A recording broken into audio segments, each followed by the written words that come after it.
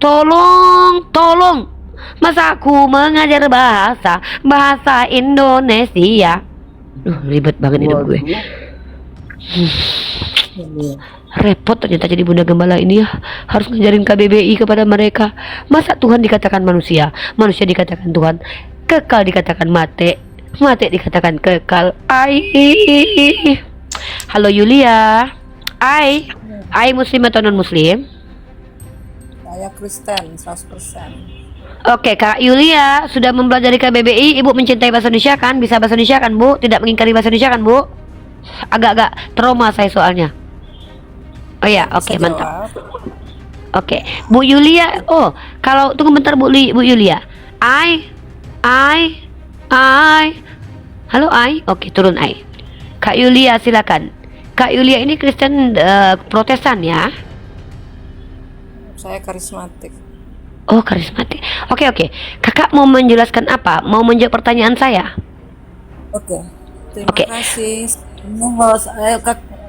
Sebelumnya terima kasih host sudah memberikan kesempatan waktu berbicara. Cuman dari tadi saya perhatikan nih kakak ini. Sebenarnya bagus sih jawaban kakak untuk kami ini ya, atau untuk teman-teman yang udah dahulu masuk ya. Bagus, mantap itu kak. Pertanyaannya atau penjelasan apa kak? Kakak mau menjelaskan? Saya awali dulu dengan menanggapi cara kakak tadi ya, IDI apalah ya. Gini loh kak, terkadang setiap kalimat atau kata menjadi sebuah kalimat ya, apa yang disampaikan di dalam suatu kitab Injil itu sebenarnya tergantung cara kita memahami ya. Cara kita memahami, meyakini. Nah di sini kakak tadi saya lihat mendebatkan sesuatu kata ya, yang sebenarnya dalam kitabiah itu memang ada ya, itu memang tulis seperti itu dan maknanya itu masing-masing kita meyakininya. Nah kakak saya lihat tadi kakak buka kamus bahasa Indonesia ini ya, memang betul berlawanan kak sebenarnya. Berlawanan. Oh emang berlawanan sama KBBI ya? Duh gimana ya cara jelasinnya, gimana nih ya? Waduh, ini dengar dulu kak. Kakak ini sering aku melihat kakak di room, kakak selalu saja nggak mau mengalah. Kakak selalu. Kok saya ngalah sama kebotolan? Nggak mungkin lah saya mengalah sama orang-orang yang coba menyesatkan kak. Aneh, masa kakak ini minta saya mengalah kepada orang-orang yang merusak KBBI? Jadi saya mengalah gitu sama Oteng yang mengatakan bahwa kekal itu artinya mati. Kak, di sini bukan tempat saya mengalah untuk membiarkan kebotolan merajalela. Di sini saya mengedukasi. Kakak kesini mau naik, saya tanya. Kakak kesini naik mau ngapain? Mau mengasih saran sama kakak, tolong kakak kasih saran di DM aja kak, DM aja nanti sarannya ya. Di sini tempat edukasi publik kak, terkait tentang diskusi lintas agama. Saran kakak DM aja. Mana ada hancur agama saya? Ya iyalah, aturan-aturan saya komalnya kita kok, aneh. Oten betina. Mau ngasih saran kok maksa-maksa Oteng nih. Aneh Oteng nih ya. Dulu waktu Belanda datang dijajah kita. Sekarang mereka mau jajah komal kita. Saya mau ngasih saran. Saya nggak mau dengar sarannya. Saya mau ngasih saran pokoknya. Aneh. Kok masih saran maksa? Halo buku Indon. Ngasih saran maksa-maksa. Nanti DM aja sarannya. Saran dan pesan. Oke, buku Indonesia. Silakan mau bertanya, mau nanggapi, mau ngajarin, mau ngapain, silakan. Saya mau dengar pengajaran dulu nih, apa topik kita ini. Oke, mantap. Bunda Gembala menginjili. Baik. Saudaraku, buku Indonesia. Tadi Bunda Gembala bertanya kepada anak-anak domba. Namanya Bunda Gembala ya? Oh iyalah, saya kan Kristen mengembala ini. ya? Bukanlah. Bunda Gembala itu istilah Al-Quran. Di dalam Al-Quran dikatakan barang siapa penyeru kepada kaum kafir, maka mereka sama seperti berbicara kepada hewan ternak. Lah saya ibu-ibu. Kalau kalian hewan ternak, berarti saya kan pengembala. Jadi istilah Bunda Gembala itu istilah yang ada di Al-Quran juga, gitu ya. Lanjut. Oke, lanjut ya. Jadi tadi anak-anak domba, anak-anak dewa atau Theos atau anak-anak Tuhan, konon katanya, ketika ditanya sama Bugem bertanya begini, apakah kalian percaya Yesus 100% Tuhan? Betul, katanya. Nah, kalau Anda percaya nggak itu? 100% Tuhan. Mantap. Maka Bunda Gembala bertanya, ketika Yesus tergantung mati 3 hari, apakah masih tetap 100% Tuhan? Dalam Bentar dulu, tadi Bunda lagi menjelaskan tadi kan. Oke, Bunda, lanjut. Ada 2 anak-anak dewa yang berkata masih Tuhan, katanya. Berarti yang mati 3 hari itu adalah Tuhan. Begitu. Nah, kalau Anda bagaimana? Apakah ketika Yesus itu disalib dan mati 3 hari masih Tuhan? Atau sudah bukan Tuhan lagi? Oke, mantap Bugem. Jadi konsepnya begini. Pemahaman Bugem itu perlu di-extend ke dalam sebuah konsepsi yang berkata Yesus itu 100% Allah, 100% manusia. Dari mana itu datangnya? Lagi Datang dari Muhtamar, kira-kira. saya begitu lagi ya. nggak nanya itu, Pak. Sebentar. Yang saya tanya itu, Konsepsi pakainya dulu. ini kenapa orang Kristen wajib mengerti bahasa Indonesia? Bapak ini nggak ngerti pertanyaan saya. Makanya Bapak itu Oke. Kristen, mungkin karena Bapak tidak ngerti bahasa Indonesia. Saya ulangi lagi pertanyaan saya ya, Oke. Pak. Waduh, kenapa lo orang kita ini memang nggak Lanjut ngerti? juga, seru, Tolong seru. tag Gerindra, please.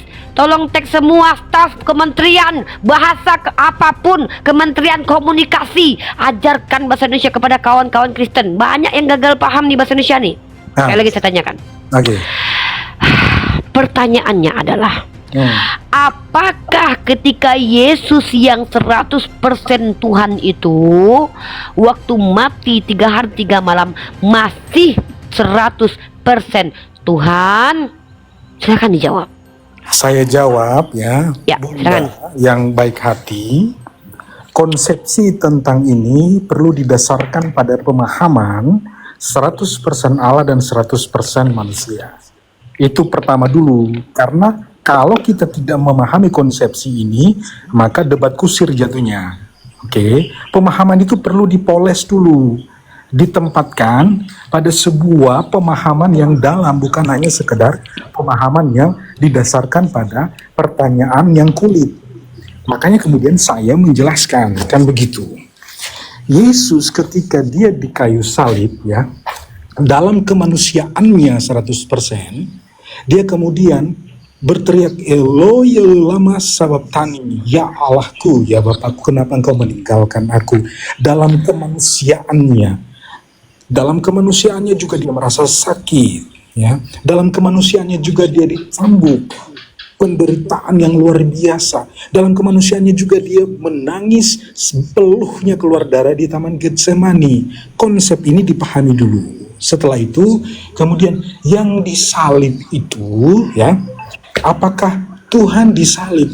Dia telah, Yohanes 1 ayat 1, pada mulanya firman, kemudian Filipi yang merendahkan dirinya menjadi sama seperti manusia, kemudian atas dosa manusia dia harus menanggung salib itu. Gitu Bunda yang baik hati. Sehingga kemudian Coba ulangi pertanyaan saya, Pak, tadi, Pak. pertanyaannya, siapakah yang disalib? Melawak United nih udah kelihatan goblok ya kan. Dalam kemanusiaan. Makanya saya bilang kenapa dia oten. Ternyata dia nggak bisa bahasa Indonesia. Gini, itu bahasa Indonesia, saya jawab, Bentar. Bunda. Saya ulangi pertanyaan saya ya. Saya masih punya video. Bentar. Saya ulangi. Saya ulangi pertanyaan. Bentar, pertanyaan saya ulangi ya. Aduh, saya pikir Anda ngerti bahasa Indonesia, ternyata tidak. Saya pikir Aduh, Bunda bahaya. tidak ngerti Bentar, bahasa Pak.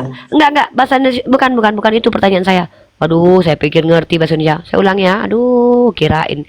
Aduh, ternyata nggak ngerti bahasa Indonesia. Oteng-oteng ini, tolonglah Gerindra. Ini ya, pertanyaan saya ulangnya. Pemerintah kita untuk memberikan pembelajaran bahasa. Kita ulangi pertanyaan saya ya, Pak. Lanjut Bunda. Tuh, Pak. Bugem. Ya, bentar ya. Saya mau kita fokus ke pertanyaan saya. kalian percaya Yesus 100% Tuhan? Betul, katanya. Nah, kalau Anda percaya nggak itu? 100% Tuhan. Mantap. Maka Bunda Gembala bertanya, ketika Yesus tergantung mati 3 hari, apakah masih tetap 100% Tuhan? Oke. Ulangi pertanyaan saya, brother. Oke. Apa pertanyaan saya? Apakah Yesus tergantung masih 100% Tuhan? Yes, dia adalah 100% Tuhan. Waktu dia mati 100% Tuhan?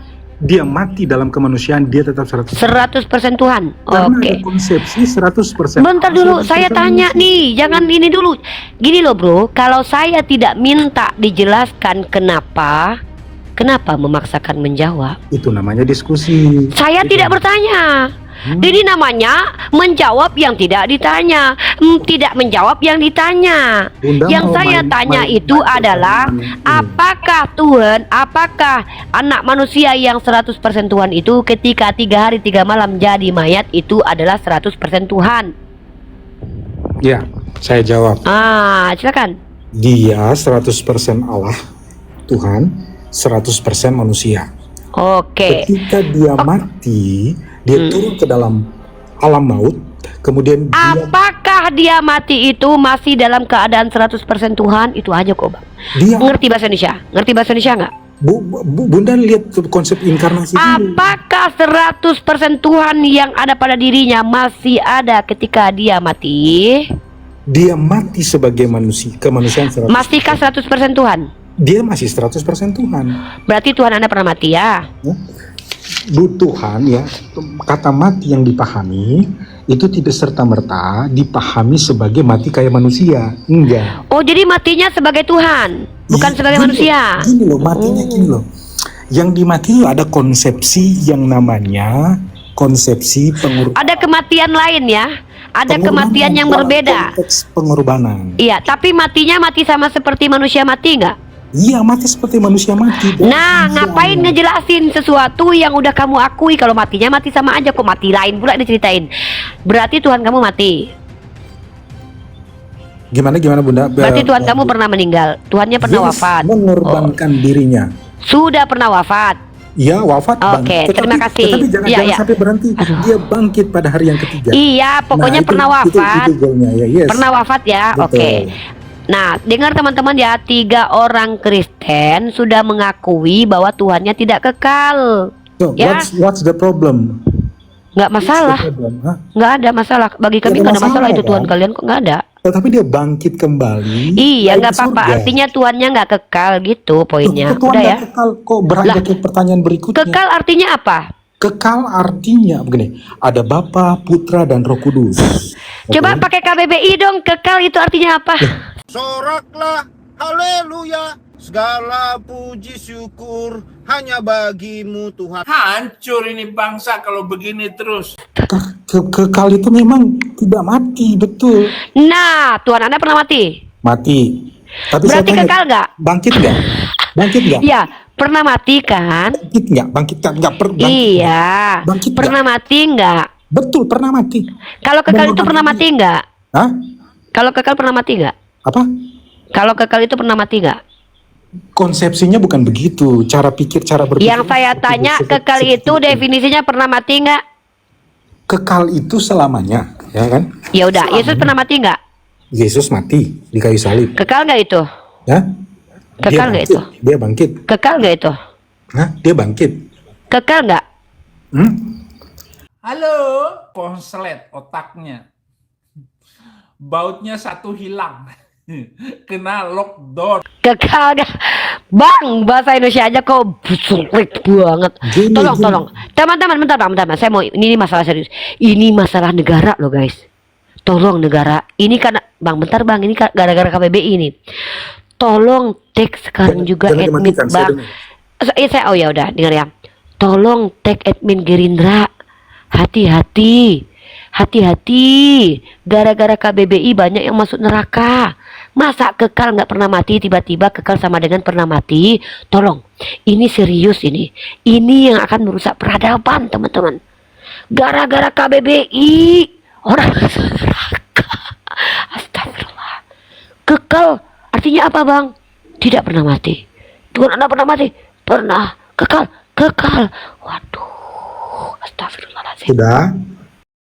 Aduh, udah bang ya bang, belajar KBBI dulu ya. Mending tanya aja ya, saya nggak mau nanya lagi ya. Makin parah ini keadaan.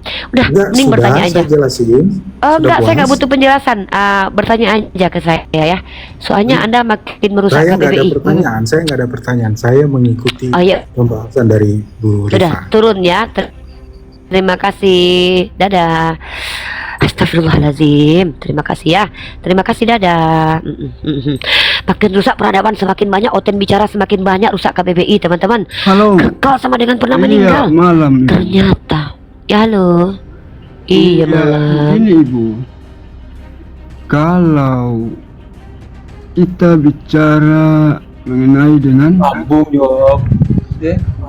apa namanya tadi Ibu katakan? Coba Ibu. Bentar Ubed ya. Iya bang.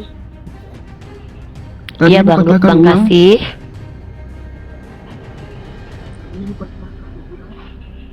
Apa? Tolong pihak pemerintah berikan pembelajaran gratis bahasa Indonesia yang baik dan benar sesuai EYD kepada seluruh Oteng, karena Iya, ternyata begini, mereka Ibu. Ibu tanyakan kan mengenai dengan Yesus atau Tuhan kita pernah mati? Iya kan? Itu. Iya, Iya. sebagai itu pertanyaan. Sebagai- Itu pertanyaan. iya, sebagai tubuh manusia memang ia mati, tetapi di dalam roh yang diberikan oleh Allah itu tidak mati di dalam tubuhnya, sehingga proses dalam jangka waktu 3 hari dibangkitkan kembali oleh Allah, sehingga berjalannya waktu ia terangkat ke sorga. Itu prosesnya. Iya Ibu. Dia mati nggak? Sehingga sampai saat ini Ibu, kita sebagai Udah, Kristen makasih ya, Bang. tetap percaya Yesus bahwa ia adalah juru selamat kami sebagai orang Iya, nggak apa-apa. Kristen. Nggak apa-apa. Iya, makasih Bu. Iya nggak apa-apa. Iya sama-sama.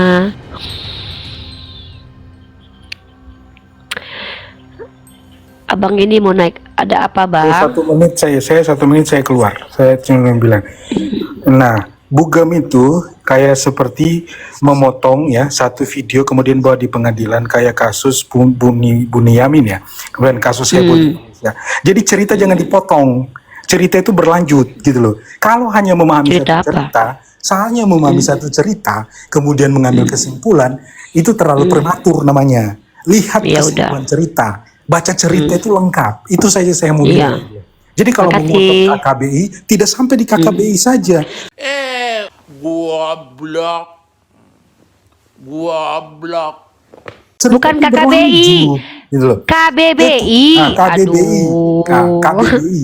Ya, cerita itu berlanjut, jangan dipotong. Seandainya video itu dipotong, itu kalau kita lihat kasus Indonesia, maka apa? Tidak utuh itu video dipotong. Ya udah, asal udah lewat misalnya. 1 menit bang. Dipotong, Udah lewat ya. 1 menit. Nah, saya Udah lewat bilang 1 menit. jangan potong cerita. Iya, Kemudian oke. cerita itu Makasih. berlanjut. Pemahaman Iya, itu makasih. tidak akan bisa dapat kalau ceritanya dipotong-potong. Terima semuanya. kasih abangku. Gitu. Udah lewat Jangan 1 suka menit. memotong cerita gitu loh. Terima kasih bang. Sudah 1 Oke, menit. thank you Bu Gem. Iya, 1 menit. Thank you, bye.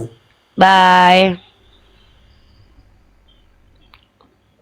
Ada setan di hidungku, ada Tuhan di hidungmu. Aku bersin, keluar setan. Kamu bersin, Tuhan yang berterbangan. Jeng, jeng, jeng.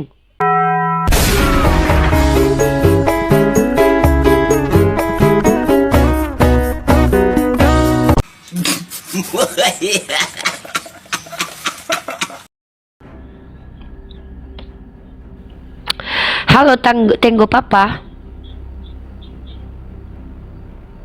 Tenggo Papa. Tenggo Papa. Halo. Mama sayang. Halo Tenggo Papa. Papa sayang. Perkenalkan diri Anda Pak. Ya, Perkenalkan diri Anda. Tenggo Papa, Oke, agamanya Pak? Kristen. Oke. Mau menjawab pertanyaan Bugem? Saya baru masuk, apa yang kau tanya? Oke. Syarat untuk bertanya malam kali ini kepada Bu Gembala adalah menjawab pertanyaan Bu Gembala dulu. Satu saja. Apa pertanyaannya? Doktrin tentang Yesus 100% Tuhan. Itu sebelumnya saya konfirmasi dulu. Anda percaya kan doktrin itu Yesus 100% Tuhan? Percaya kan? Percaya. Oke. Pada waktu Yesus mati 3 hari itu, apakah dia masih 100% Tuhan? 100% Tuhan. Oh, berarti Tuhannya mati. Enggak, manusianya yang mati. Loh, katanya 100% Tuhan. Manusianya mati. Wah, tadi katanya 100% Tuhan. Gimana? Iya, 100%. Rohnya. Ya, berarti Tuhan mati dong. Enggak Oh, dong. rohnya saja. Emangnya Manusianya rohnya bu. bisa mati? Iya, roh nggak mati lah. Berarti Yesus itu 100% Tuhan, maksudnya bukan Yesusnya yang 100% Tuhan, tapi roh yang di dalam dirinya. Apa sih Yesus itu apa? Yesus itu manusia, nama Ya. manusia. Iya, betul. Hmm, Yesus itu nama manusia. iya. Kalau roh? Roh itu ya ciptaan Tuhan yang untuk bisa menghidupkan manusia lah. Tunjukkan ayatnya, dalilnya di mana kalau roh itu ciptaan. Oh gitu, berarti roh itu bukan ciptaan di kitab Anda? Tunjukkan dalilnya. Rohnya di Iya, mana? kalau seandainya tidak ada tertulis di kitab Anda roh ciptaan, berarti roh itu bukan ciptaan, gitu. Enggak, saya enggak nanya itu. Tunjukkan Tar. dalilnya roh itu ciptaan. Iya, sabar. Saya Aduh, hati tersiksa tapi mulut ketawa juga kan. bentar dulu, belum selesai ya. Iya, Di dalam kitab Anda Zakaria, dulu dong. Saya nih lagi ini loh. Oh, Ya. ngomong aja ya. Allah menguasai segala roh dari segala makhluk. Makhluk artinya ciptaan. Pertanyaan saya, roh dalam tubuh manusia itu ciptaan atau bukan? Makhluk itu ciptaan. Dalilnya di mana? Itu nih KBBI lagi nih teman-teman. Aduh bahaya nih. Aduh. Bukan dalilnya bahwa makhluk itu ciptaan. Ya ini dalil. Ini dalil nih, saya tunjukkan dalil. Dalil Ini saya tunjukin Al-Quran dalil. mana? Dalil Al-Quran di mana? Loh, kita pakai universal. Emang kalau Al-Quran saya kasih kamu percaya makhluk itu dari kata ciptaan. Karena Khalik sang pencipta. Ini gimana nih Dalilnya OTM? mana? Ciptaan itu dalilnya mana? Ini loh. Makhluk sesuatu yang dijadikan atau yang diciptakan Tuhan. KBBI enggak. Waduh, Bentar, tolong bentar, teman-teman, bentar Pak. Bentar, Gerindra, bentar, tolonglah. bentar, Ini kalau bentar. kayak gini bermasalah nih. Masa Enggak. masuk makhluk aja saya bentar dulu. Gini. KBBI diterbitkan. Bentar dulu. Bentar dulu. Saya mau ngomong dulu sama pemerintah ini bahaya ini. Tolong pemerintah, masa saya harus mengajarkan KBBI kepada seluruh orang Kristen perkara kata makhluk saja loh teman-teman, ya. Masa saya, ini Bu Gembala ini turun drastis nih jabatannya ini ya, bentar dulu. Bu Gembala ini derajatnya turun drastis. Bukan lagi jadi Bu Gembala, tapi Bu In. Bu Mengin, ibu mengajarkan bahasa Indonesia. Kenapa ini orang Kristen ini kata makhluk aja nggak ngerti loh? Masa dia katakan makhluk itu, mana dalilnya kalau itu ciptaan? Masa mempertanyakan sesuatu yang sudah disepakati sebagai aksioma, sesuatu yang tidak dibantah oleh dunia manapun? Yang namanya makhluk ya memang ciptaan. Ini gimana ini ya Robbi? Kok sulit banget ini mengajari orang-orang oteng. Harus KBBI turun tangan, itu pun nggak ngerti juga. Kayak mana ini? Tolonglah pemerintah. Dalam alinea keempat Undang-Undang Dasar 1945, kami diperintahkan mencerdaskan anak bangsa. Kalau KBBI aja mereka nggak paham, gimana tugas Bugem mau mencerdaskan mereka dalam masalah ketuhanan? Mereka bertanya, mana dalilnya bahwa makhluk itu adalah ciptaan?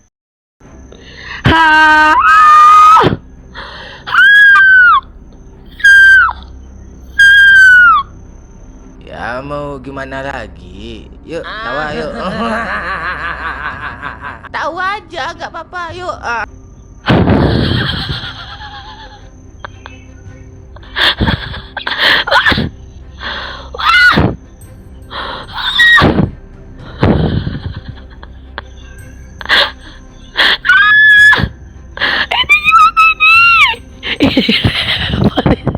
Dia minta dalil. Mana dalilnya bahwa makhluk adalah ciptaan?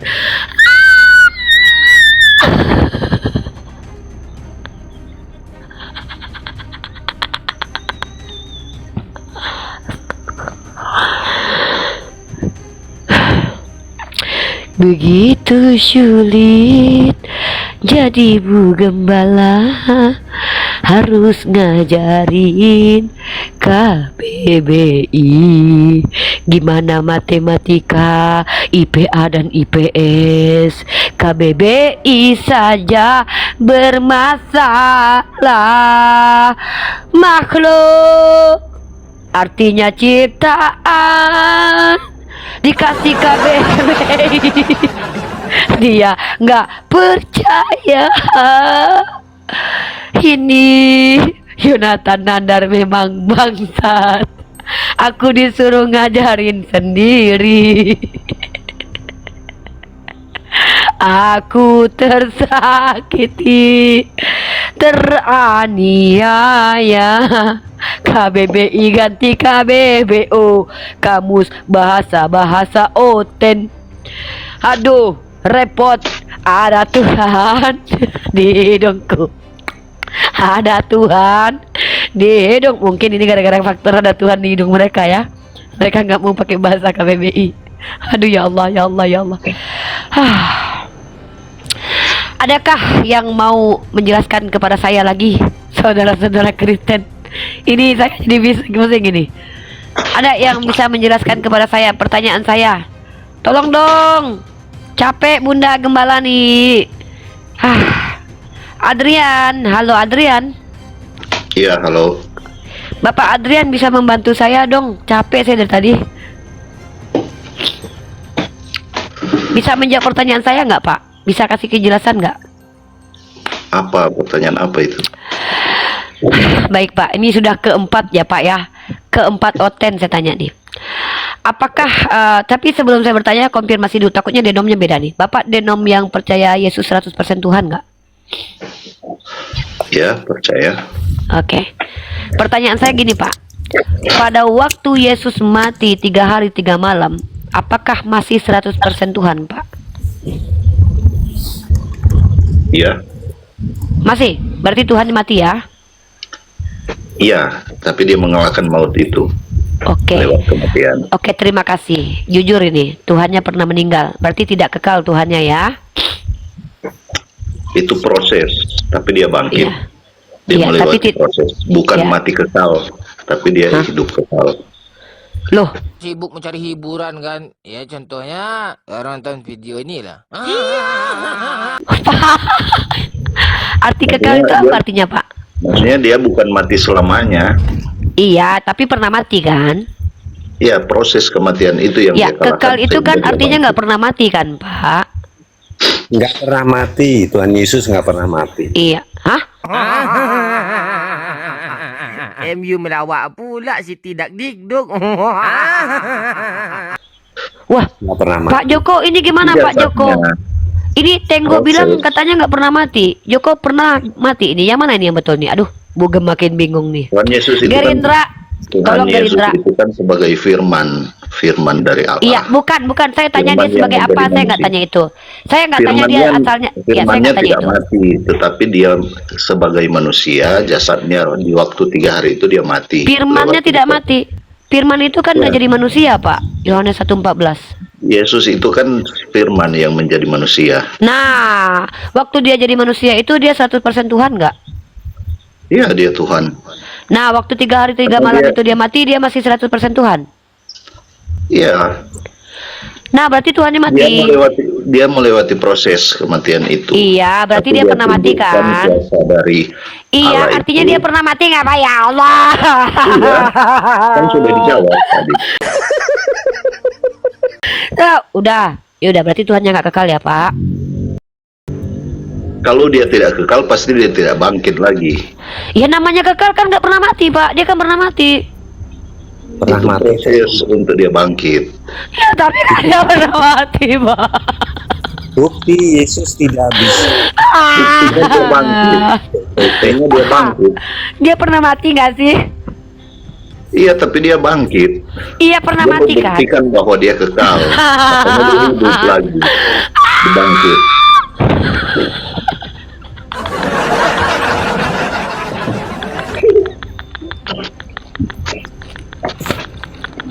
Bukti Yesus tidak itu karena di Firman-Nya tidak pernah mati. Yesus itu kan firman itu sendiri.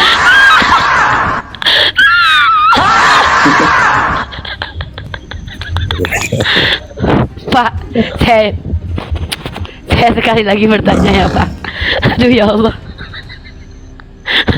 Pak, saya sekali lagi bertanya boleh ya?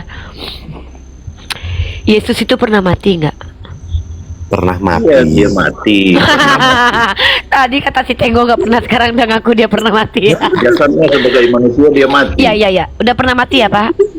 Jasadnya sebagai dia manusia dia mati. Iya, Lalu dia pernah mati, buktikan Kak, Pak. untuk dia bangkit lagi. Begitu. Bukan bahwa dia mati tidak bisa itu karena dia bangkit lagi. Itu bukti bahwa dia tidak membuktikan mati. bahwa dia menebus dosa manusia kalau dia tidak mati.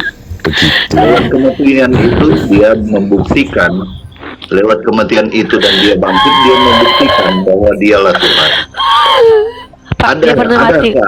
Adakah siapa?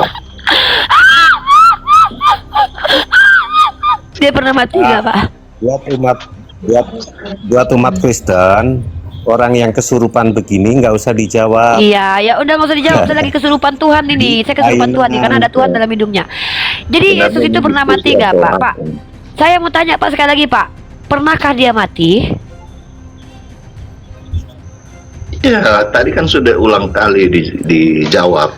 Ya pernah. Sebagai jasadnya dia mati. Tapi katanya dia Tapi tetap dia 100% membuktikan Tuhan. bahwa bagaimana dia membuktikan bahwa dia Tuhan kalau dia tidak Saya mati? lagi nggak nanya Dan Pak. bangkit. Dia membuktikan atau enggak? Yang saya tanya, pernahkah dia meninggal? Iya, memang tercatat. Nah, yaudah, terima kasih Pak. Itu aja Pak. Udah, aduh. Berarti Tuhannya nggak kekal. Udah. Astagfirullahaladzim. Nandar, kamu jangan lari, kamu Nandar. Balik kamu ke sini Nandar. Buka cam. Nandar, tanggung jawab kamu Nandar. Kamu buka sekolah akal saya, kamu saya jadikan guru. Kamu siksa aku Nandar.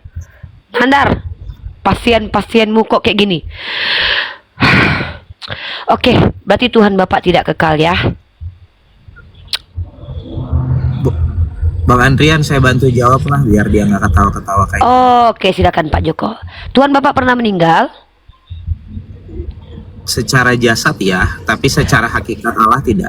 Oke, waktu Yesus itu 100% Nggak ngerti dulu manusia. nggak? Dulu nggak jawaban saya ngerti nggak?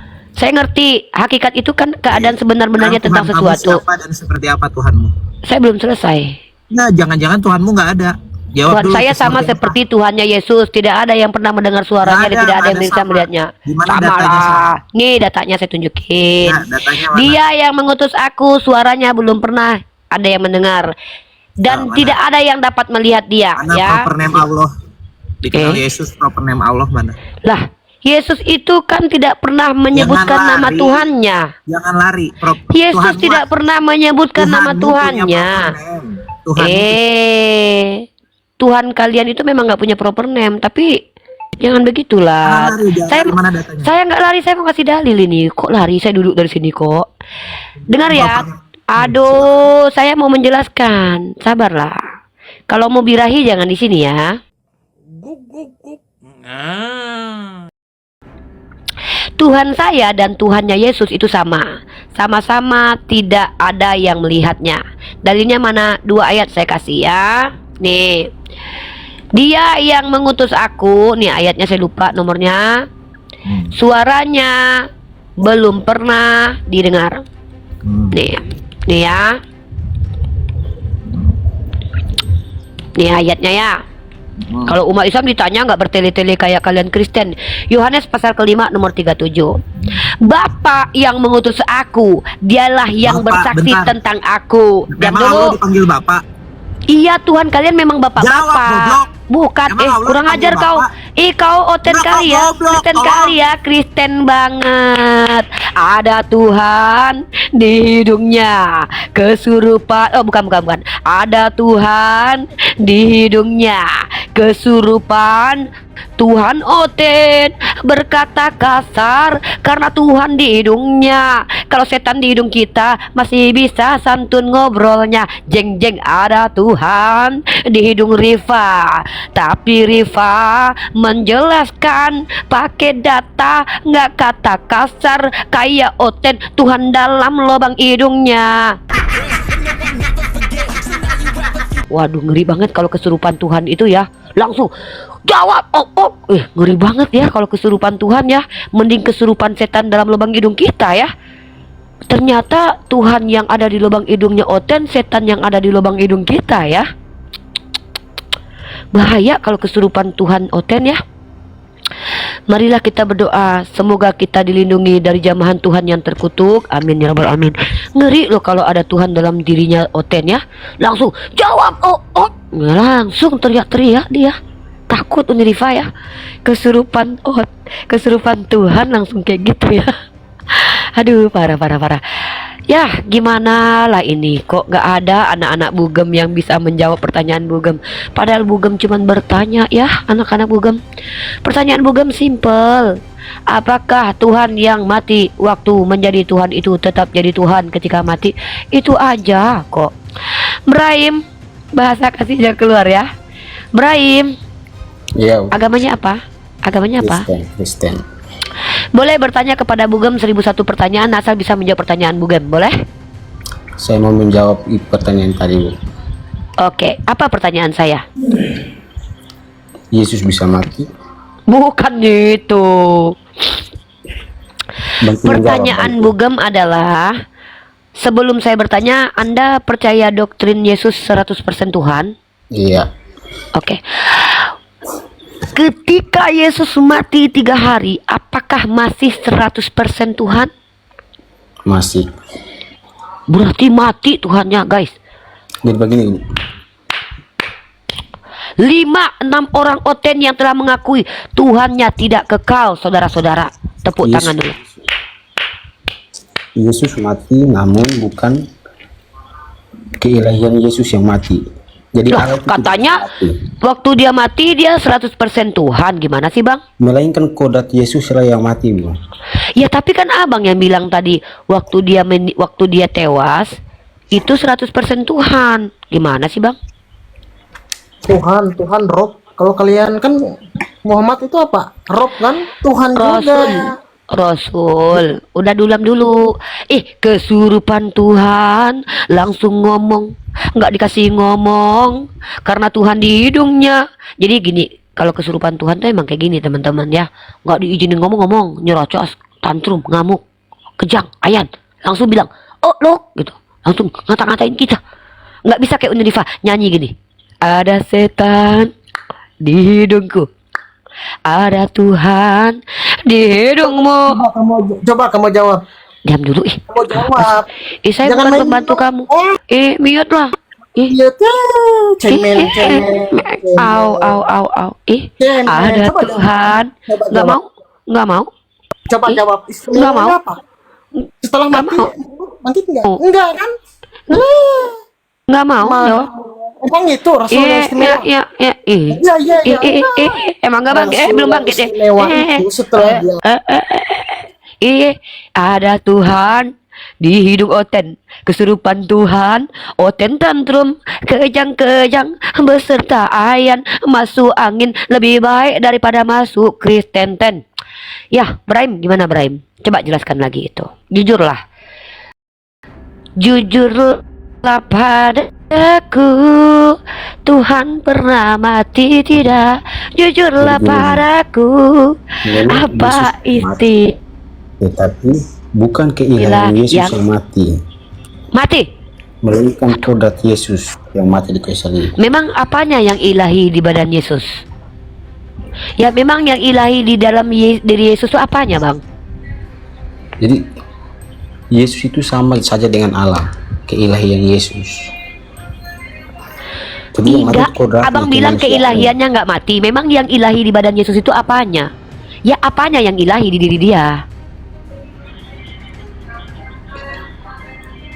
Keyakinan bahwa Yesus adalah Allah yang menjelma menjadi manusia.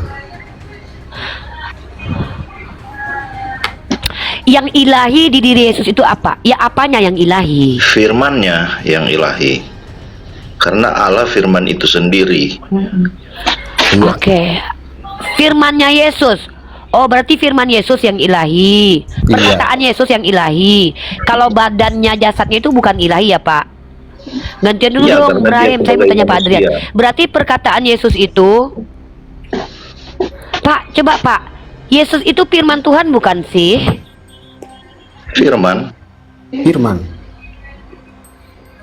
Ya. Nah, firman itu telah jadi manusia bukan? Telah jadi manusia? Ya. Firman yang menjadi manusia. Ajaran firman itu. Nah, waktu dia jadi manusia itu, dia masih tetap Tuhan 100%. Iya. Nah, Iya. waktu dia mati 3 hari masih tetap 100% Tuhan. Iya. Wah, Tuhannya mati ternyata. Tuhannya nggak kekal. Makasih ya Pak jawabannya ya. Sudah 6 orang Kristen mengakui Tuhannya tidak kekal, teman-teman. Aduh, ada Ustadz aku, astagfirullah. Assalamualaikum Ustadz. Bang Nanar, besarin di Ustadz Wafi. Nanar. Ompong. Nih, Nanar nih kayak gitu kebiasaannya nih, ninggalin aku. Ntar Ustadz ya, Waduh, ntar Ustadz. ditinggal tidur dah. Udah, serius teman-teman. Iya bentar, emang asem tenan dia nih. Ntar dulu. Ntar Ustadz ya. Ntar Ustadz ya. Nah gini. Oke, Ustadz udah capek Ustadz, memen tadi Ustadz, nggak serius Ustadz. Silakan Ustadz. Ngapain telepon? Silakan Ustadz. Assalamualaikum Ustadz Wapi, silakan. Udah ada orang ini kok malnya kok. Aduh, alhamdulillah ada Ustadz, ada Ustadz. Ustadz, tolonglah hampir aku kesurupan Tuhan ini Ustadz. Ngapain Saya bantuin Pak Ustadz. telepon, orang aku nyimak dari tadi. Wah, dari tadi saya minta naik, jadi naik. Ya, assalamualaikum. Oke. Ustadz, maaf Tad, Maaf Ustadz, nggak lihat Ustadz. Nggak lihat Ustadz, maaf. Dia kualat dia, dasar. Baiklah, alhamdulillah. Baik teman-teman, alhamdulillah. Bismillahirrahmanirrahim. Kita sudah kehadiran Gus Wafi dan saat ini kita kajian teman-teman, di mana seluruh umat Kristen bertanya saja tentang Islam ya. Kalau ingin menjelaskan boleh, tapi seizinnya Gus Wafi ya. Begitu ya. Baik, kita naikkan beberapa teman-teman Kristen lagi ya. Saya naikkan dulu beberapa yang mau bertanya, antri ya yang bertanya ya. Saya moderatorin. Saya ke kamar mandi bentar. Ya, Ustaz. Siap Ustaz, saya siapkan dulu yang mau bertanya ya.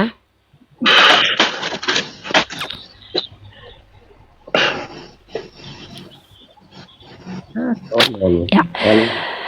Oke, saya tanya dulu, yakinkan dulu mereka agamanya apa. Pak Adrian Kristen, Ibrahim Kristen. Alexander, Muslim atau non Muslim? Saya Kristen. Oke, silakan bertanya ke Gus Wafi, tapi tunggu dulu, beliau lagi ke toilet dulu ya. Kita masih menunggu Gus Wafi ya untuk kembali hadir di sisi kita ya, di sisi kita cenah ya, di samping kita untuk berdialog. Masya Allah ya. Masya Allah, Ustazi. Oke. Karom, silakan. Guru kita, saya akan ambil alih menjadi moderator. Seperti yang sudah saya katakan, jikalau ada guru-guru saya berada satu koma dengan saya menjadi manajer pribadi mereka dan moderator mereka. Seperti itu kiranya ya. Baik, kali ini Ustadz ada 1, 2, 3, 4 umat Kristen yang setelah hadir di majelis taklim kita ini ya. Mungkin Ustadz silakan, mau siapa dulu? Yang pertama datang dulu ya, boleh saya izinkan bertanya. Oke, kepada Bapak Adrian, antrian pertama. Bapak Adrian silakan dibuka mic-nya. Oke. Silakan Bapak Adrian, pertanyaan pertama. Oke, saya mau bertanya kepada Ustadz. Ya, kita diskusi sehat lah. Di dalam Islam kan, apa benar bahwa Islam juga percaya Isa? Iya, benar. Ya, tentunya juga seperti yang kita tahu, walaupun saya Kristen pasti sudah banyak mendengar Islam itu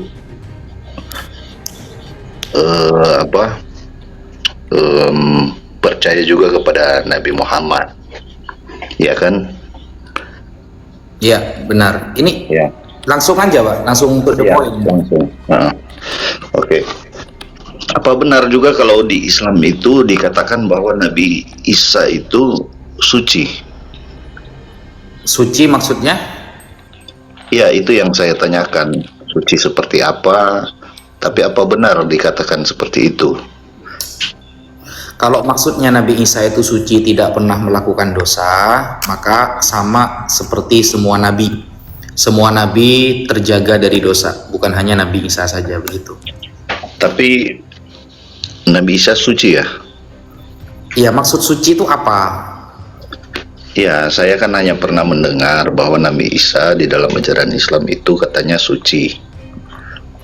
Iya, maksudnya itu kan terjaga dari dosa, dan semua nabi juga seperti itu. Ya, oke. Terus lanjut, kalau Muhammad itu apa suci? Dikatakan dalam Muhammad ajaran malah Islam. lebih jelas lagi tertulis dalam Al-Quran itu kesuciannya. Kesuciannya. Ya. Kesucian Nabi Isa dan kesucian Nabi Muhammad. Bapak Adrian langsung ke poin ya, karena kita mau gantian ya. Jadi satu orang satu dulu, nanti kita rolling ya. iya, Jadi jangan oke. sampai mendominasi ya. Lanjut Pak, silakan. Saya batasi nanti. Ya, kayaknya bingung Pak Adrian mau nanya apa ini. Ya, mana yang lebih pantas untuk menjadi teladan, apakah Nabi Muhammad atau Nabi Isa? Semua nabi itu pantas untuk menjadi teladan, Pak. Ya, berarti apakah orang Islam itu menuruti semua perintah atau ajaran dari Nabi Isa maupun Nabi Muhammad? Iya, jelas. Oke, terima kasih. Jawabannya mungkin kalau ada yang lebih spesifik, saya bisa mendengarkan supaya lebih jelas begitu. Nabi Muhammad SAW dinarasikan di dalam Al-Quran sebagai uswatun hasanah. Itu ayatnya ada. Laqad kana lakum fi rasulillahi uswatun hasanah. Itu ada di dalam Al-Quran. Laqad kana lakum fi rasulillah. Sungguh telah ada di dalam diri Rasulullah Sallallahu Alaihi Wasallam, Nabi Muhammad, uswatun hasanah, panutan yang baik, sebagai uswah yang baik. Itu tertulis jelas dalam Al-Quran. Nabi Isa gak ada tulisan kayak gitu. Apalagi di dalam surah Al-Fath ayat kedua, liyaghfira lakallahu ma taqaddama min dzambika wa ma ta'akhkhara waliyutimma ni'matahu 'alaika wa yahdiyaka siratan mustaqima.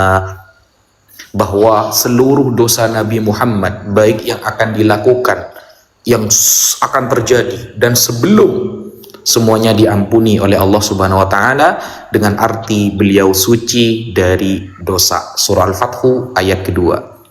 Dan kita sebagai pengikut Nabi Muhammad, apakah ada jaminan surga? Ada. Di dalam surah Al-Fathu ayat 5. Liyudkhilal mu'minina wal mu'minat jannatin tajri min tahtihal anhar.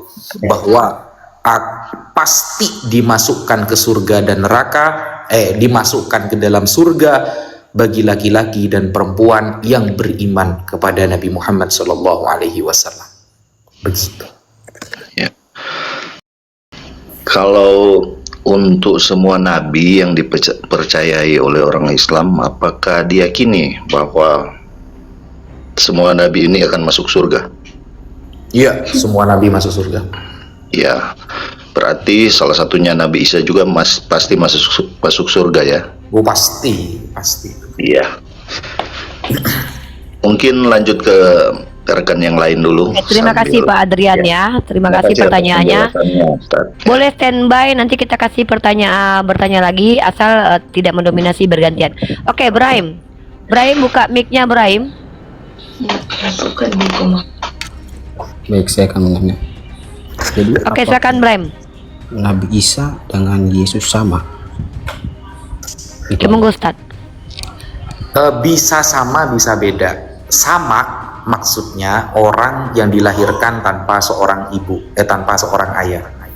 Sama maksudnya bahwa di tanah Kanaan ada ibu yang bernama Maria melahirkan seorang anak tanpa seorang ayah, dan dia masih saudara dengan Zakaria, dengan Nabi Zakaria, dengan Nabi Yahya. Itu maksudnya kesamaannya. Bisa beda karena Nabi Isa itu erat kaitannya dengan Bani Israel, sehingga bahasanya pun, bahasa Nabi Isa itu Aramaik, kemudian murid-muridnya nama-namanya ya yang identik dengan Aramaik atau Ibrani. Sedangkan Yesus sangat identik dengan Yunani, dari nama, kepribadian, tujuan, ajaran itu sangat identik dengan Yunani. Itu bedanya. Baik, terima kasih.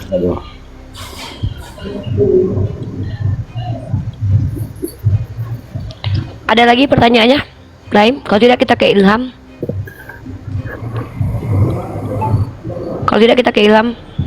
Oke, Ilham, silakan buka mic-nya. Pertanyaan Anda pertama dari Anda. Yang di samping ini yang pakai peci ini Ustaz atau siapa ini? Bukan, saya guru dari pastor. Bapak Gembala dari para pastor dan pendeta. Banyak yang saya mau tanyakan ini. Pertama, yang satu mana dulu aja Alkitab dengan Al-Quran? Silakan Injil dengan Pak Gembala, silakan Bapak Gembala.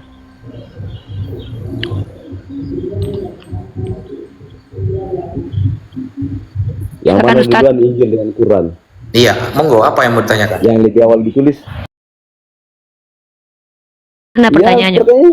Pertanyaan itu saja. Injil Apa? Quran bedanya berapa tahun? Oke, silakan Ustaz. Injil dengan Quran. Al-Quran. Katanya Nabi Muhammad. Muhammad kan ditulis 6 ini kan, 6 Masehi kan. Ya, jadi Injil jauh lebih dulu daripada Al-Quran, karena Injil itu di zaman Nabi Isa, dan Nabi Isa Allah utus untuk Bani Israel saja, sedangkan Al-Quran itu ratusan tahun setelahnya, yang diperuntukkan untuk Nabi Muhammad, untuk semesta alam kalau Al-Quran. Kalau Injil hanya untuk Bani Israel, begitu. Pertanyaannya begini Ustaz, kalau misalnya Isa untuk Nabi Israel, kenapa orang Israel sekarang ini tidak percaya sama Nabi Isa? Orang Israel tidak, coba bawa satu aja. Bahkan Orang mereka Israel yang sini menyebutkan Isa. ngobrol dengan saya ingin membuktikan dia percaya apa enggak dengan Nabi Isa. Coba ulang Ustaz.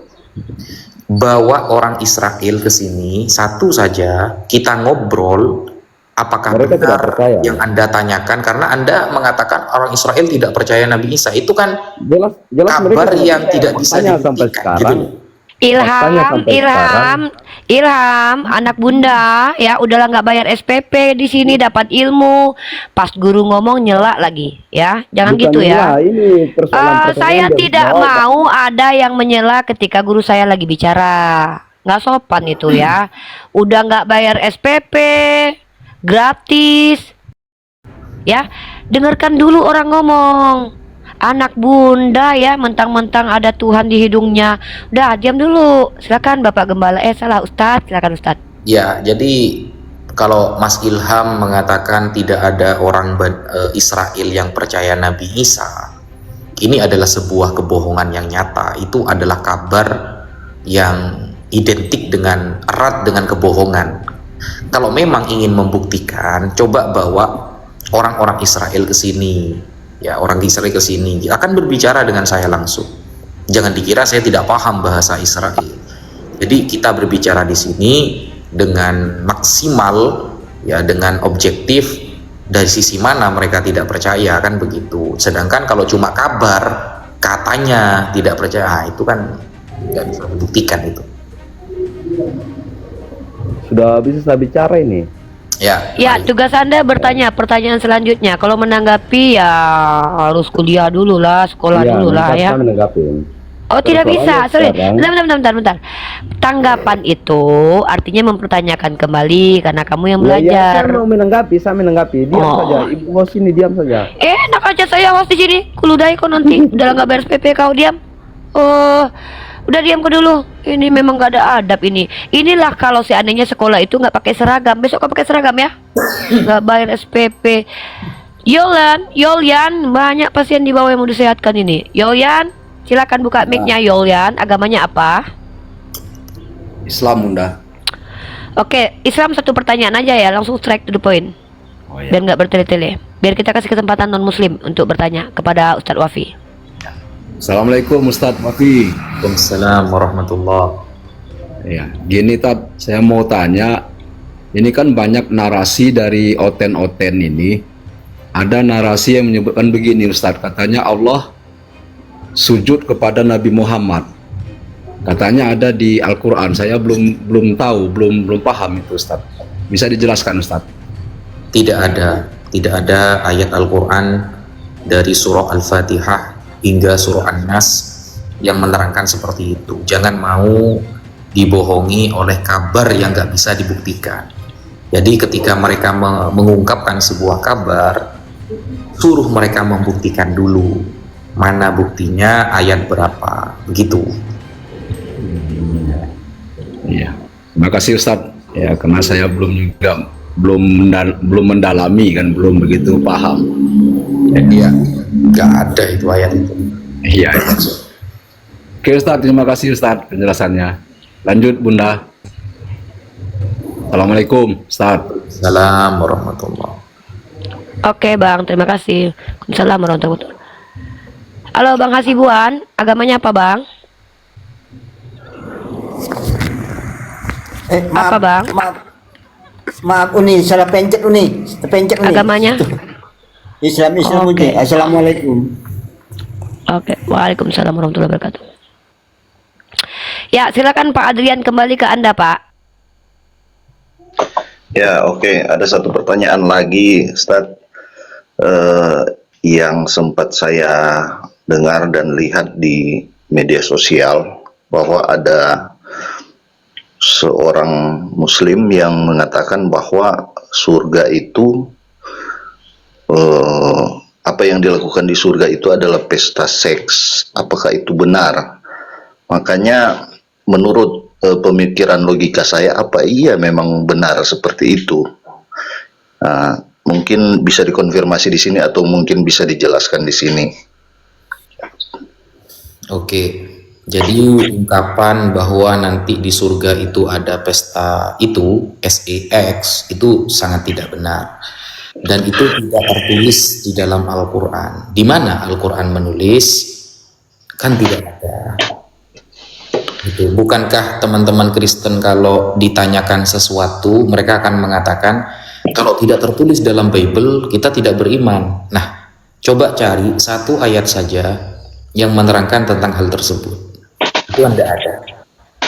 Yang ada bahwa nanti umat Islam akan cerah, akan bersinar wajahnya karena ingin melihat wajah Allah Subhanahu wa taala, ingin melihat zat Allah, ya. Wujuhu yawma idzin nadhirah ila rabbiha nadhirah. Itu tertulis di dalam surah Qiyamah.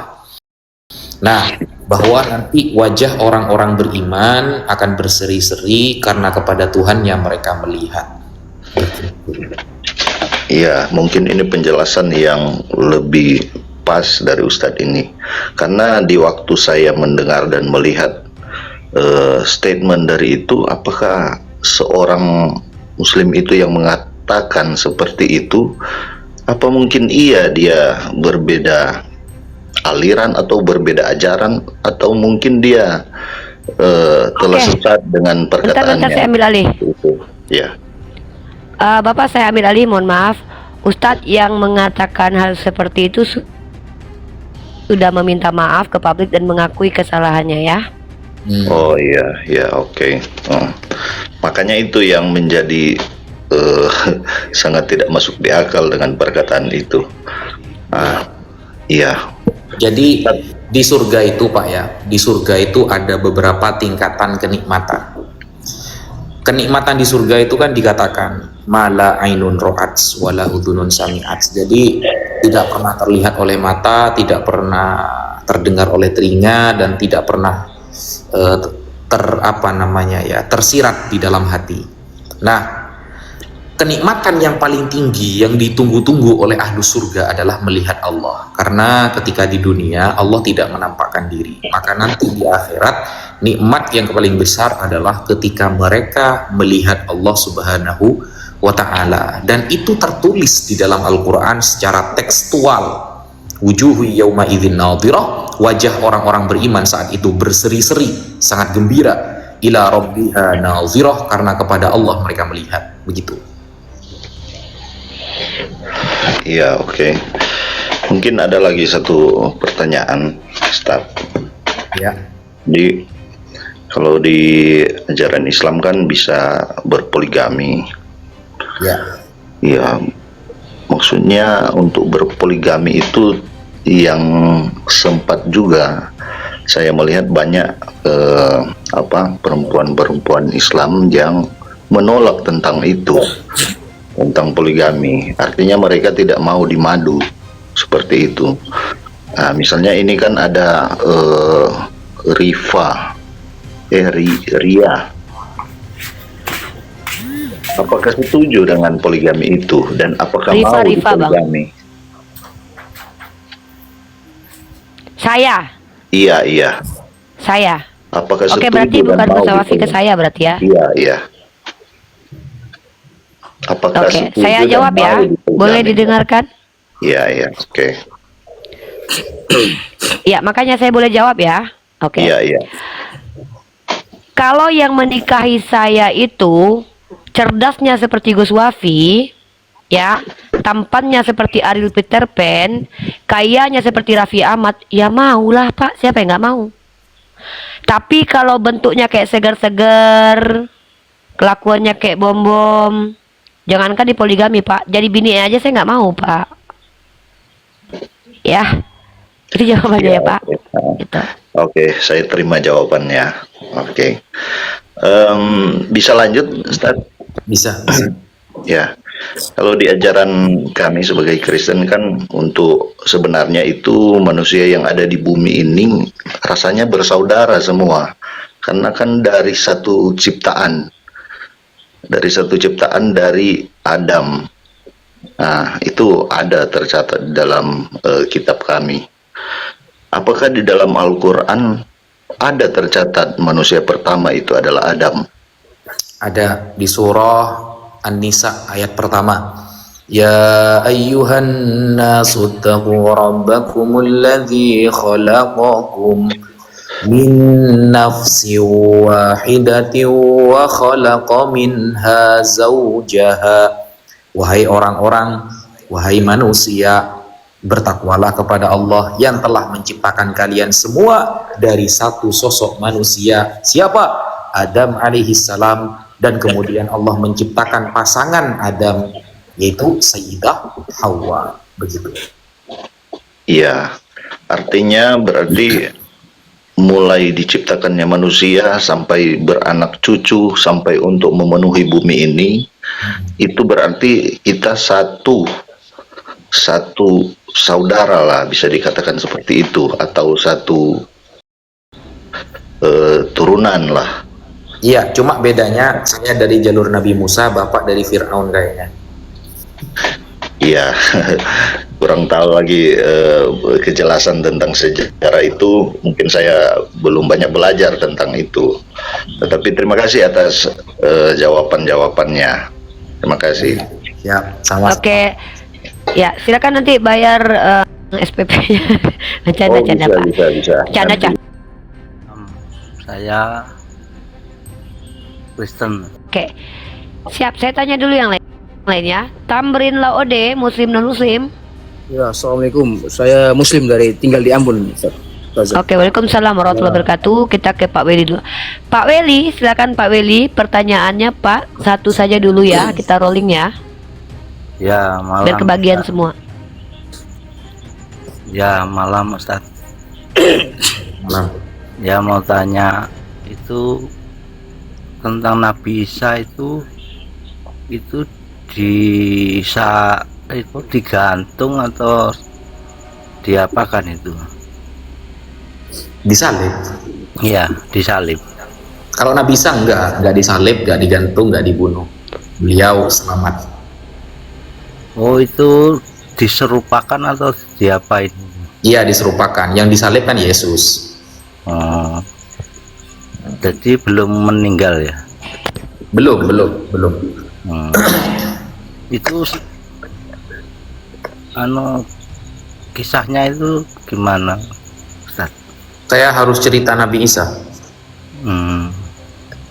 Cerita yang sebelah mana, kan panjang ceritanya, Pak. Ya itu kan katanya diserupakan itulah. Oke, di dalam Ustaz izin ke belakang bentar ya. Ya, di dalam Al-Qur'an surah An-Nisa, kalau tidak salah ayat 150-an ya. Wa qaulihim innal masiha Isa bin Maryam wa ma qataluhu wa ma salabuhu walakin syubbiha lahu. Bahwa ketika orang-orang Yahudi mengatakan bahwa mereka telah menyalibkan, telah menewaskan Nabi Isa di tiang salib, padahal sebenarnya Nabi Isa dan disalib, dia dan dibunuh, walakin syubbiha lahum, tetapi diserupakan kepada mereka. Wa ma qataluhu yakinan, dan sebenarnya orang-orang Yahudi tidak yakin bahwa mereka sedang membunuh Nabi Isa alaihissalam. Begitu.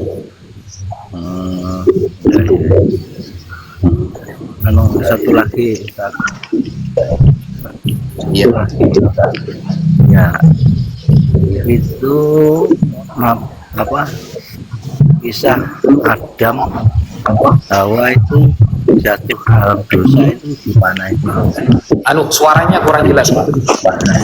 Ya, untuk Nabi Adam jatuh ke dalam dosa itu loh, penjelasannya gimana?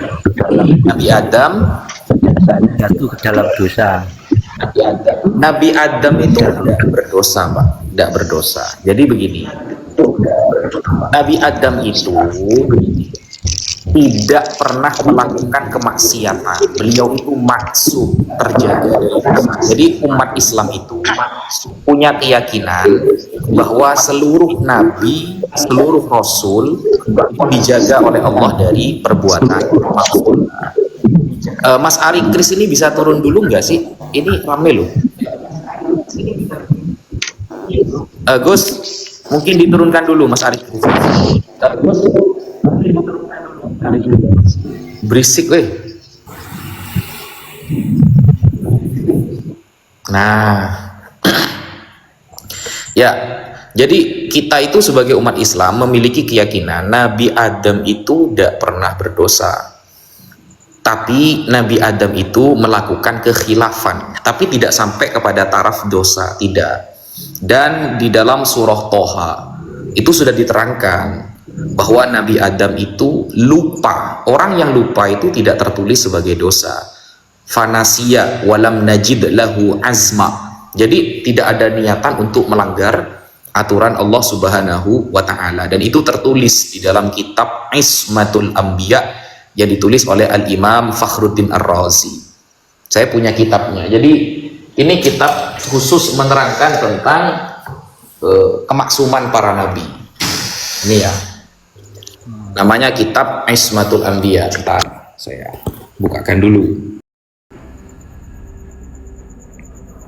Ini namanya kitab Ismatul Anbiya, kemaksuman para nabi. Bahwa nabi itu maksum, terjaga dari dosa. Ditulis oleh Al-Imam Fakhruddin Ar-Razi. Di tema pertama ini sudah menerangkan tentang Nabi Adam alaihi salam. Ya, jadi ini Ismatu Adam alaihi salam. Nih, Ismatu Adam alaihi salam, bahwa kemaksuman Nabi Adam alaihi salam. Jadi ketika ada ayat wa idza asa adamu rabbah, asa ini bukan bermakna maksiat, tapi bermakna khilaf, karena dikomparasikan dengan ayat-ayat yang lain bahwa fanasiya walam najid lahu azma. Nabi Adam tidak lupa, khilaf, dan itu tidak dikatakan dosa. Gitu kira-kira, Pak. Itu khilafnya itu makan buah kuldi itu ya? Iya, buah keabadian. Oh gitu. Iya. Ya, terima kasih Ustaz. Kalau di Kristen, Adam, Nabi Adam itu kan memakan pohon keabadian kan. Itu salah satu ceritanya kan. Pohon pengetahuan baik buruk, Ustaz. Iya, pohon pengetahuan baik dan buruk. Nah, pertanyaannya begini sebenarnya. Kenapa Nabi Adam itu bisa dikatakan melakukan dosa? Sampai dosanya menjalar kan, dalam paham Kristen kan, menjalar namanya dosa waris. Sebab Nabi Adam melanggar, maka semuanya terkena dosa. Namanya dosa waris. Nah, padahal yang dimakan Nabi Adam adalah pohon pengetahuan. Seharusnya sebelum makan pohon itu Nabi Adam kan nggak tahu mana yang buruk, mana yang baik. Karena itu adalah pohon yang bisa membedakan mana yang baik, mana yang buruk. Berarti kan seharusnya Nabi Adam sebelum memakan itu belum diketahui kan mana yang baik, mana yang buruk. Kenapa dia dikatakan dosa padahal dia belum tahu? Gimana kira-kira itu? Ya, itu saya tahu saya ya apa itu loh apa karena iblis itu loh. Iya kan, dia belum tahu Pak, belum tahu mana yang benar mana yang buruk, makanya dia itu melanggar dengan makan buah pengetahuan, pohon pengetahuan baik dan buruk. Berarti kan sebelum makan itu dia belum tahu mana yang baik mana yang buruk, begitu loh. Kenapa kok dikatakan dosa, bahkan dosanya menjalar menjadi dosa waris gitu loh? Ya, setahu saya itu ya itu kena gangguan itu iblis itu. Sip. Dalam Kristen itu ketika belum tahu mana yang baik mana yang buruk, apakah tetap tercatat sebagai dosa? Kan dia belum tahu nih, anak bayi misalnya, anak bayi kan belum tahu mana yang baik mana yang buruk. Lalu anak bayi mencubit ibunya ketika menyusui misalnya, apakah bayi ini dosa? Oh ya, karena ada gangguan itu tadi Ustaz. Enggak, bayi ini dosa enggak ketika mencubit ibunya? Kan bayi ini belum tahu nih mana yang baik mana yang buruk. Terhitung dosa enggak bayi ini mencubit ibunya? Enggak. Kenapa Nabi Adam tercatat dosa? Kan dia enggak tahu juga waktu itu mana yang baik mana yang buruk. Iya. Nah, itu kesimpulannya gimana itu Ustaz? Oh, kesimpulannya gini, asyhadu. Oh gitu. Ya bukan, gini loh Pak, kan nggak logik gitu loh ya, nggak logik. Kan Nabi Adam belum tahu mana yang baik, mana yang buruk. Lalu memakanlah buah pengetahuan. Kok bisa tercatat dosa, dosanya menjalar lagi ke seluruh orang? Kan nggak logik. Masa Tuhan tidak ngasih dispensasi?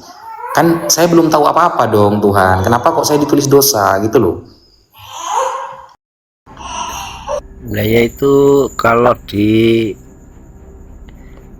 Kristen kan itu kan ada Hawa itu yang yang apa, memberitahu atau gimana itu kurang paham.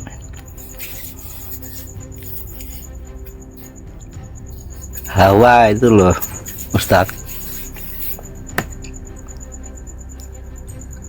karena hawa itu loh Ustadz.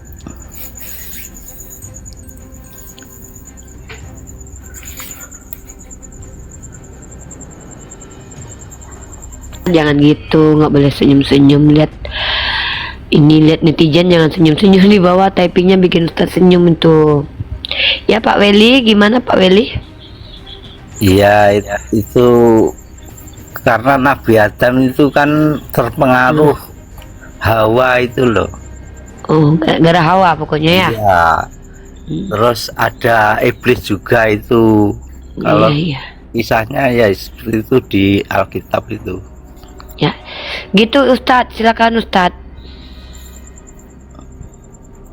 Iya kan, Sayyidah Hawanya juga gak tahu kan mana yang baik buruk kan buahnya baru mau dimakan gitu loh, buah pengetahuan kan, namanya kan buah pengetahuan untuk bisa membedakan baik dan buruk. Jadi kan Sayyidah Hawa juga gak tahu kalau itu baik atau yang buruk. Kenapa kok bisa dihitung dosa gitu loh? Oh iya. Paham. Oke, kita pindah ya. Ya, terima kasih Ustadz, makasih. Ya, Tamrin lo Ode, silakan. Assalamualaikum Ustadz. Waalaikumsalam warahmatullahi wabarakatuh, silakan. Suara saya Tamrin ya dari Ambon ini. Saya mau tadi kebetulan sebelum ke sini, sebelumnya itu saya ada sempat nonton di Edis ya. Edis itu di Edis TV tadi itu dia mengeluarkan satu ayat ya di dalam Al-Qur'an itu di Quran surah Al-Fatihah ya, di surah Al-Fatihah itu. Di surah Al-Fatihah itu dia mempertanyakan, dan ini kemudian saya mau tanyakan di sini supaya bisa dapatkan jawaban. Itu jika ayat-ayat Al-Qur'an seperti di surah Al-Fatihah itu kalau kemudian dia dari firman Tuhan, firman Allah, mengapa kemudian justru narasi dalam surah Al-Fatihah itu seperti narasi dalam yang dibuat oleh manusia? Begitu Ustaz. Itu saja Ustaz. Ini supaya bisa menambah apa? Menambah khazanah pemahaman Islamnya kita. Lah, mana? Nah, Ustaz Wafi. Ustaz Waminya terpental, sabar. Bentar dulu. Bentar. Tadi ada suara anak kecil nangis.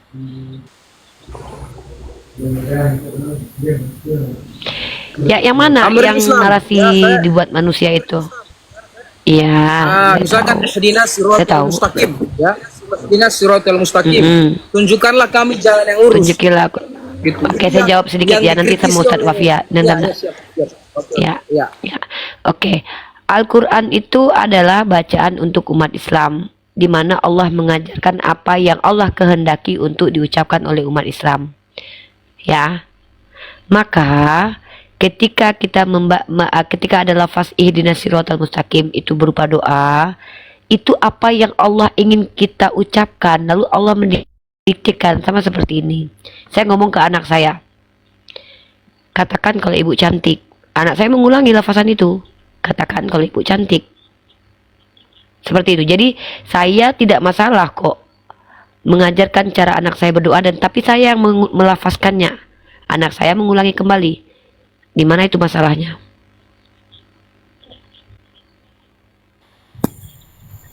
Di mana masalahnya itu? Ya, jadi kalau umat Kristen, apalagi Sibilis TV, Kristus itu memang dia bagaimana supaya dengan ketidaktahuannya mencari-cari kesalahan. Padahal tidak ada satupun skolar. Coba, kalau kita berpatokan itu patokannya kepada orang yang berilmu ya. Al-Quran itu telah diteliti oleh beberapa skolar dari kalangan non-muslim seperti Louis Ma'aluf, Izutsu Toshihiko. Nah, ada tidak mereka membuat karya ilmiah? Orientalis itu. Munim Shiri juga. pernah punya jurnal atau karya ilmiah, ya, karya ilmiah yang pernah mengatakan bahwa itu tidak bisa dikatakan sebagai perkataan Tuhan yang didiktekan secara linguistik? Kalau tidak ada, kenapa pusing memikirkan permasalahan si kudis takjil yang bukan siapa-siapa? Kita ini kalau masalah baru kita permasalahkan. Yang bermasalah otaknya dia.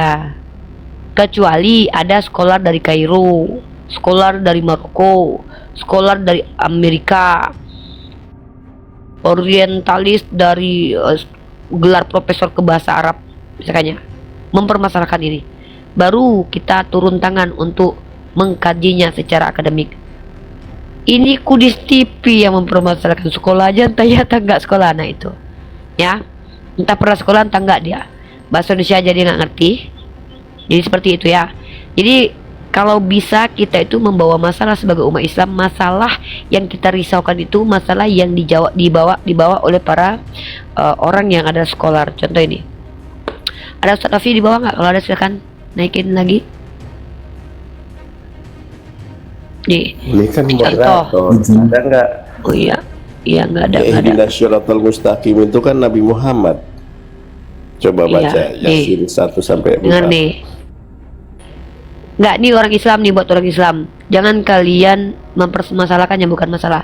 Nah, contoh ulama kita nih, Munib Syiri baru dijawab pakai buku ini. Tapi kalau kudis TV, saya pikir nggak ada satupun ustadz yang akan menanggapi dia gitu loh. Yang menanggapi dalam artian harus bikin karya ilmiah lagi itu nggak ada, karena itu bukan masalah bagi kita. Itu memang otaknya aja sengklek gitu. Seperti itu ya, Tamrin ya. Kalau Anda Islam loh ya. Baik. Insyaallah nanti baru saya, soalnya tadi saya mau mendengar juga jawaban dari Ustadz Wafi biar lebih mendapatkan Ya. gambaran. Beliau tidak ada karena beliau mungkin punya masalah dengan akunnya. Nanti biar beliau menjelaskan kembali ya. Siap. Dan ingat, perintah melafazkan Al-Quran itu sudah diperintahkan ketika wahyu pertama turun. Iqra. Jadi Nabi itu disuruh melafazkan, apapun wahyu yang turun disuruh melafazkan. Ini perintah pertama. Iqra bismi rabbikal ladzi khalaq. Jadi ketika turun ayat apapun ya dilafazkan. Nah, doa-doa ketika Allah kutipkan doa untuk kita baca, bukan berarti Allah berdoa, tidak. Allah mendiktekan kita untuk mengulangi kalam itu untuk kita sendiri. Seperti itu. Ya. Nggak ada satupun para scholar. Kalau ada silakan tunjukkan dalilnya, datanya.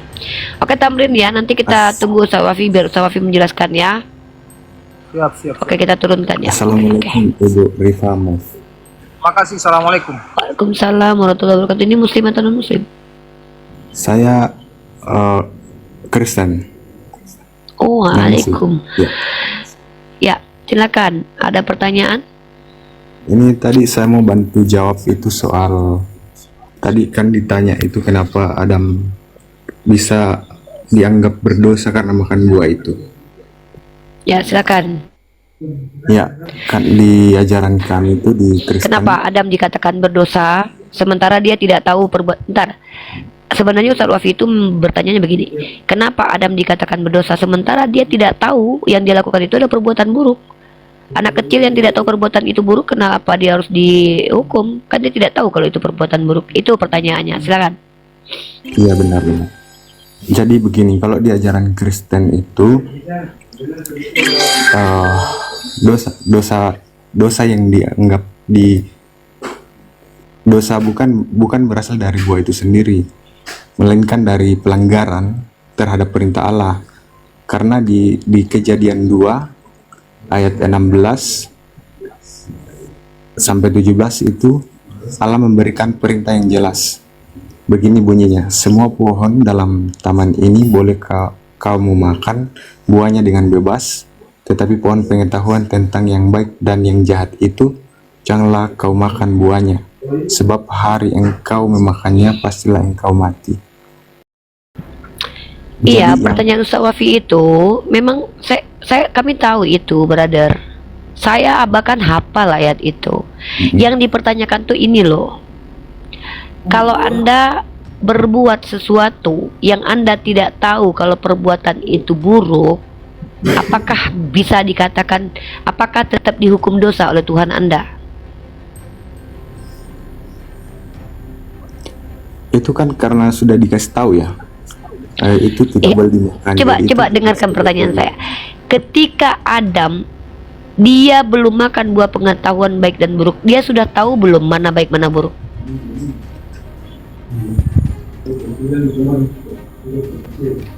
Ya belum. Cuman kan dia jelas itu adalah. Dia tahu nggak perbuatan dia itu buruk? Iya, makanya saya tanya. Dia tahu tidak kalau yang dia lakukan itu adalah perbuatan buruk?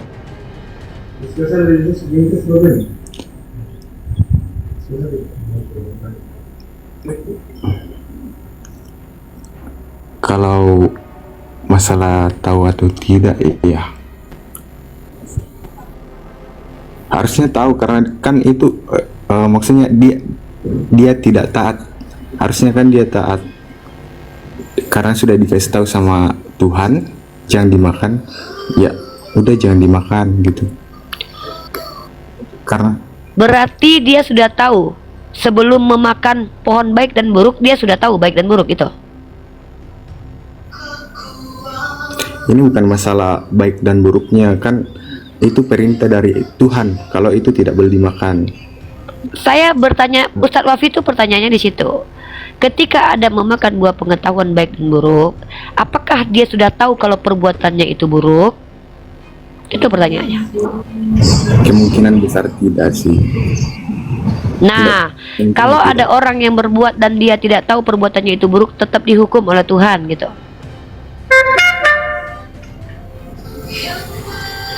Oh iya. Ini ada suara musik, tolong dulu brother, nanti kita ini di YouTube ya. Oh iya. Itu pertanyaannya. Suara tetangga. Nggak apa-apa. Oh yaudah, nggak apa-apa. Jadi kalau di Islam itu ya brother ya, Allah Subhanahu Wa Taala itu tidak menghukum orang yang tidak tahu. Makanya ada istilah ahlul fatrah, tidak dihukum satu kaum sebelum risalah kenabian datang kepada mereka. Bahkan perbuatan buruk yang belum dilakukan itu tidak dihukum. Bahkan perbuatan yang tidak sengaja tidak dihukum. Karena Tuhan tahu yang menjadi asbab seseorang berdosa karena diniatkan untuk berbuat jahat itu. Maka pertanyaan saya itu dan Ustaz Wafi adalah, ketika Adam memakan buah pengetahuan baik dan buruk, dia kan sedang polos, tidak tahu mana baik dan buruk. Benar nggak? Iya. Jadi perhatikan teman-teman ya, pertanyaan yang sangat krusial itu begini. Kalau di Islam, Tuhan yang umat Islam itu adalah Tuhan yang tidak menghukum orang yang tidak tahu. Orang yang tidak tahu dimaklumi. Nah, di Kristen, dalam kitab mereka, kita buka kitab Kejadian teman-teman ya.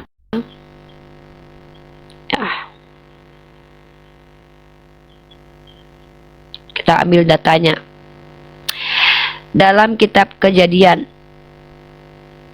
pohon baik dan buruk.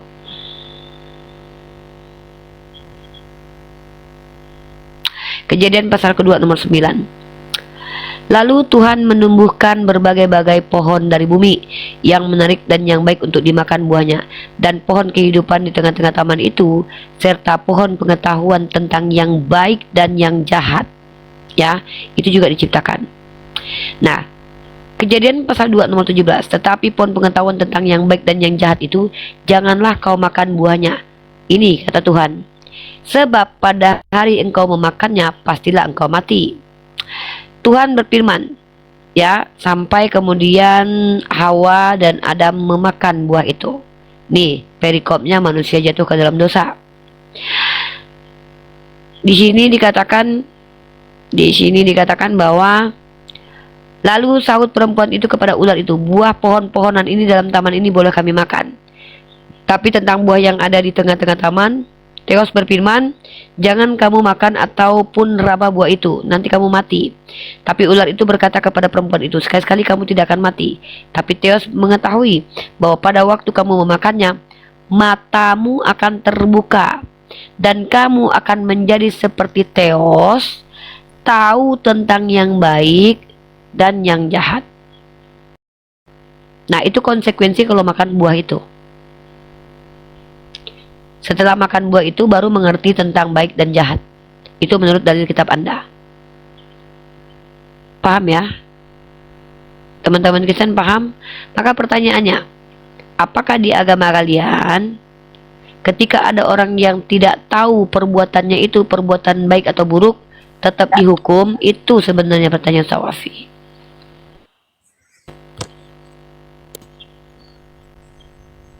Ada yang mau menjawab? Siapa yang mau menjawab? Habis itu baru boleh bertanya, silakan. Karena tadi Tandi mau menjelaskan katanya. Silakan Pak Adrian.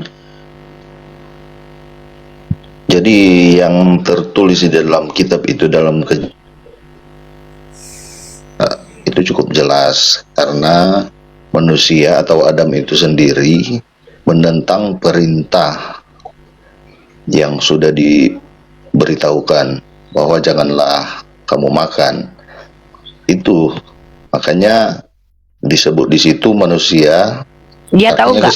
Kalau artinya kesimpulannya. Iya, dia tahu nggak? Manusia jatuh dalam dosa karena melanggar perintah, melanggar dari perintah itu sendiri. Ya, dia tahu nggak kalau itu perbuatan buruk? Ya seharusnya tahu karena kan itu perintah larangan, jangan dimakan. Oh, berarti Artinya sebelum kalau, makan buah pengetahuan baik buruk, dia sudah tahu yang buruk berarti? Bukan, tetapi harusnya mengikuti perintah yang sudah diperintahkan.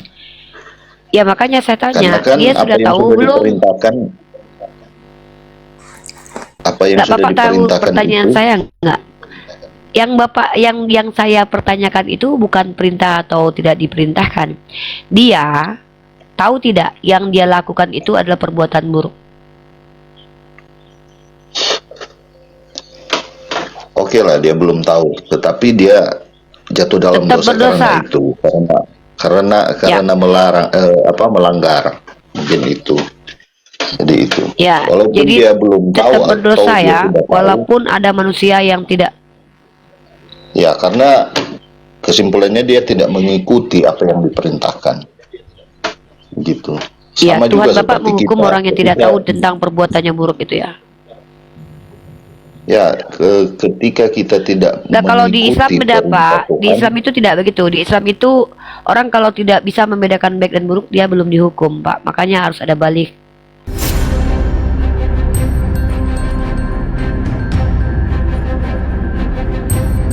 The religion of Jesus was Islam. Because with Allah, there is only one religion. He says, Inna dina indallahi al-Islam.